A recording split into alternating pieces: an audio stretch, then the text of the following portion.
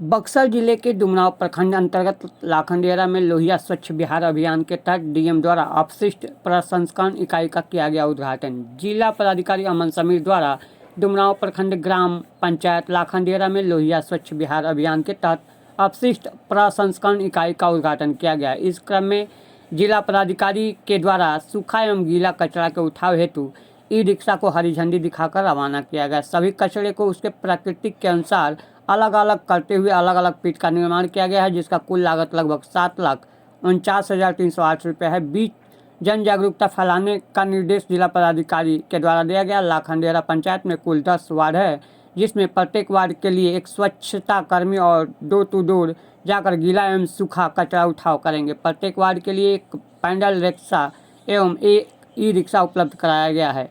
केंद्र पर कार्यरत कर्मियों की संख्या 4 है। ग्राम पंचायत लाखनदेरा में कुल घरों की संख्या 1901 है। कार्यक्रम में अपर समाहर्ता बक्सर, उप विकास आयुक्त बक्सर, अनुमंडल पदाधिकारी डुमरांव, प्रखंड विकास पदाधिकारी डुमरांव सहित प्रखंड समन्वयक उपस्थित रहे। इनके अलावा ग्रामीण भारी संख्या में उपस्थित रहे। बता दें कि शहरों के तर्ज पर अब गांव के गलियों और चौराहों का साफ सफाई होगा।